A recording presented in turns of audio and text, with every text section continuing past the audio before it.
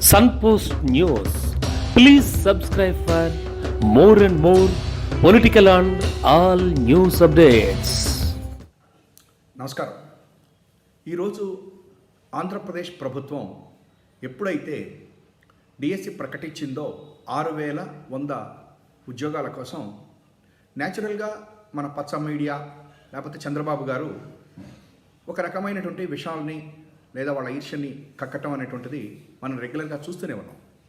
అయితే ఈ రోజున మనం అసలు చంద్రబాబు గారి సమయంలో కానీ వాళ్ళ జగన్ గారి సమయంలో అసలు ఏ రకంగా ఈ జాబ్ క్యాలెండర్ అనే పదం లేకపోతే ఉద్యోగాలు ఏ రకంగా భర్తీ చేయబడినాయి, అసలు దీని యొక్క చంద్రబాబు గారి సమయం కానీ జగన్ గారి సమయంలో కానీ ప్రజలకి లేదా ఉద్యోగస్తులకి లాభం జరిగిందా, ఎవరి టైంలో నష్టం జరిగింది, ఒక్కసారి మనం ఆలోచన చేద్దాం.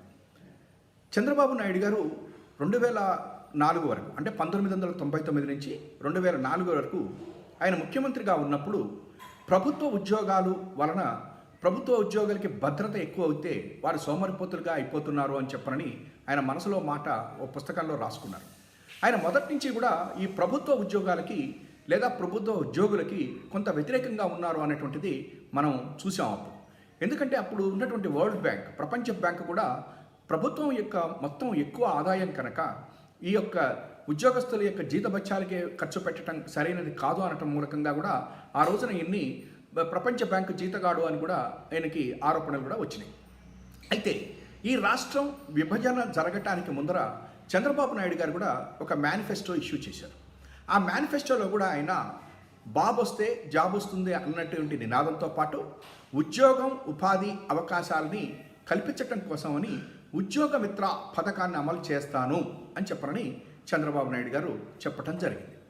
అయితే చంద్రబాబు నాయుడు గారు ఈ చెప్పిన తర్వాతన 2014 ఎప్పుడైతే విభజన జరిగిందో విభజన తర్వాతన అసలు ప్రభుత్వ ఉద్యోగాలు 1,50,000 ఉద్యోగాలు ఖాళీలు ఉన్నాయి అని కేంద్ర ప్రభుత్వం నియమించినటువంటి కమల్నాథ్ కమిటీ చెప్పింది. అంటే 13 జిల్లాలకి విభజన నాటికి 1,50,000 ఉద్యోగాలు ఉన్నాయి అని చెప్పని కమల్నాథన్ కమిటీ చెప్పడం జరిగింది. చంద్రబాబు గారు 2019లో దిగిపోయేసరికి అవి 2,25,000కి ఆల్మోస్ట్ ఖాళీలు ఉండటం అనేటువంటిది కూడా మనకు తెలుసు. అయితే చంద్రబాబు నాయుడు గారి సమయంలో ఆయన ఎన్ని ఉద్యోగాలు ఇచ్చారు అంటే 34,000 ఉద్యోగాలు మాత్రమే చంద్రబాబు గారు ఇచ్చారు అనేటువంటిది ఇప్పటికీ చెప్తున్నాము. దాన్ని చంద్రబాబు గారు ఎక్కడా కూడా ఖండించట్లేదు. అంటే చంద్రబాబు గారి యొక్క సమయంలో ఈ ఉద్యోగాలు అనేటువంటిది బాబు వస్తే జాబ్ వస్తుంది అనేటువంటిది ఒక బూటకము అనేటువంటిది ప్రజలకి తెలిసిపోయింది. 2019 ఎన్నికల్లో ప్రజలు దానికి తగ్గట్టుగా ఆయనకి శిక్ష వేశారు. అయితే ఇవాళ రోజున జగన్మోహన్ రెడ్డి గారు వచ్చిన తర్వాతన ఏం జరిగింది అనేటువంటిది కూడా మనం చూడాలి. జగన్మోహన్ రెడ్డి గారు వచ్చాక నేను జాబ్ క్యాలెండర్ ప్రతి సంవత్సరము ప్రకటిస్తాను అని జగన్మోహన్ రెడ్డి గారు చెప్పడం జరిగింది. అయితే జగన్మోహన్ రెడ్డి గారు వచ్చిన 9 నెలలకే ఈ దేశంలో కరోనా రావటం, తర్వాతనేమన్నా ఈ కోవిడ్ వీటి మూలకంగా ఆల్మోస్ట్ ఒక 2 సంవత్సరాల పాటు ఈ యొక్క జాబ్ క్యాలెండర్ ప్రకటించలేదు అనేటువంటిది కూడా ఒకటి ఉన్నది. అయితే అసలు అప్పటికే అంటే చంద్రబాబు నాయుడు గారి సమయానికి ముందు కానీ సమయంలో కానీ అంటే 1998లో డిఎస్సి కానీ 2008లో డిఎస్సిలో కానీ అవన్నీ కూడా పెండింగ్లో చంద్రబాబు గారి సమయంలో పెండింగ్లో, తర్వాత జగన్మోహన్ రెడ్డి గారి సమయానికి వచ్చేసరికి కూడా పెండింగ్లోకి ఉన్నాయి. అయితే జగన్మోహన్ రెడ్డి గారు వచ్చిన తర్వాత అసలు ఏం జరిగింది? 1998లో పెండింగ్లో ఉన్నటువంటి 4,534 ఉద్యోగాలు, 2008లో డిఎస్సిలో పెండింగ్ ఉన్నటువంటి 1,905 ఉద్యోగాలు, అట్లాగే 2019లో పెండింగ్లో స్పెషల్ డిఎస్సి కింద 602 పోస్టులు ఉంటే నోటిఫై చేస్తే 521 పోస్టుల్ని జగన్మోహన్ రెడ్డి గారి సమయంలో ఇవ్వటం జరిగింది.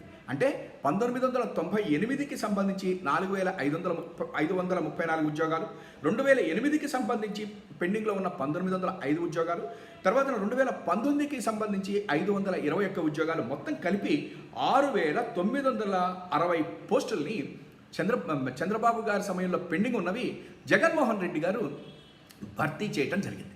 అంటే చంద్రబాబు గారి సమయంలో 34,000 ఉద్యోగాలు వస్తే డిఎస్సిలోనే పెండింగ్లో ఉన్నటువంటి మొత్తం 6,960 ఉద్యోగాల్ని జగన్మోహన్ రెడ్డి గారు పూర్తి చేశారు అనేటువంటిది మనం చూసాం. ఆ తర్వాత చంద్రబాబు గారు సమయంలో 34,000 ఉద్యోగాలు అని చెప్తుంటే ఇవాళ జగన్మోహన్ రెడ్డి గారికి వచ్చేసరికల్లా జాబ్ క్యాలెండర్ ఎక్కడా అని అడుగుతున్నారు. There is no doubt job calendar అనే పేరు మీదట ఇవ్వలేకపోవచ్చు. కానీ ప్రభుత్వ ఉద్యోగాలు అని చెప్పంటే ఎంతసేపటికి టీచర్లు, పోలీస్ కానిస్టేబుల్స్ అనేవి కాకుండా సెక్రటేరియట్ ఉద్యోగాలు అంటే గ్రామ వార్డు సచివాలయ ఉద్యోగుల కింద, పర్మనెంట్ ఉద్యోగుల కింద, ప్రభుత్వ ఉద్యోగుల కింద అటు ఇటుగా 1,34,000 ఉద్యోగాల్ని జగన్మోహన్ రెడ్డి గారి ప్రభుత్వం ఇవ్వడం జరిగింది.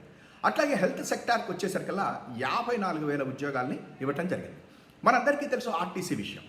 ఆర్టీసీ అనేటువంటిది ప్రైవేటు పరంలోనే ఉంచాలి, ప్రైవేటీకరణ చెయ్యాలి అనేటువంటిది 99 నుంచి 2004 సంవత్సరంలో అప్పుడు ఆరోపణలు వచ్చేవి. చంద్రబాబు గారు చెయ్యబోతున్నారు, ఎవరోకో ఇవ్వబోతున్నారు, ధారాదత్తం చేయబోతున్నారంటే ఆ ఆర్టీసీని ప్రభుత్వంలోకి విలీనం చేసుకుని ఆల్మోస్ట్ 52,000 మందికి ఉద్యోగాలు, ప్రభుత్వ ఉద్యోగాల కిందకి జగన్మోహన్ రెడ్డి గారు చేయటం జరిగింది. అంతేకాకుండా ఎప్పుడైతే ఈ కాంట్రాక్టు అవుట్సోర్సింగ్ అనేటువంటిది చంద్రబాబు గారి యొక్క ముద్దు పెట్టారు.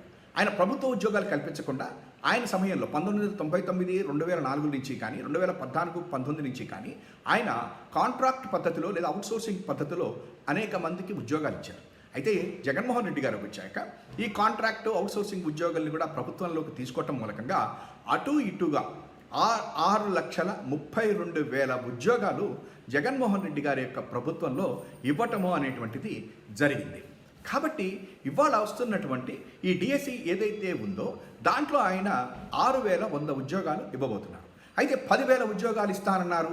చూసారా 6,000 ఉంది అని చెప్పనని ఒకళ్ళంటే, ఇంకొక పచ్చపత్రికలు రాస్తుంటే ఇక కొంతమంది తెలుగుదేశం పార్టీలో వాళ్ళు అసలు అదేమిటి ఎన్నికల ముందు ఇస్తున్నారే అని చెప్పని కూడా మాట్లాడుతున్నారు.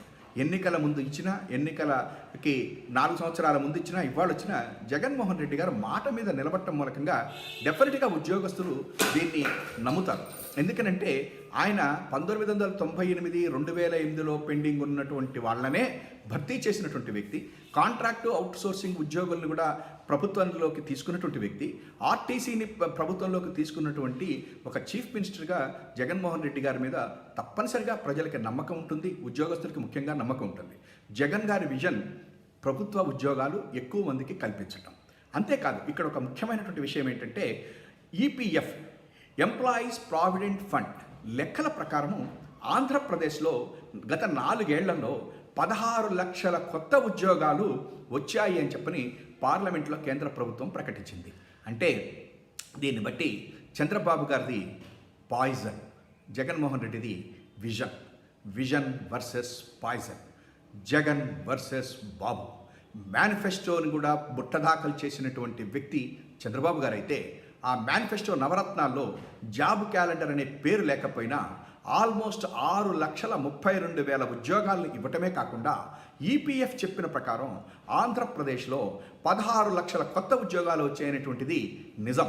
అదే జగన్ విజన్.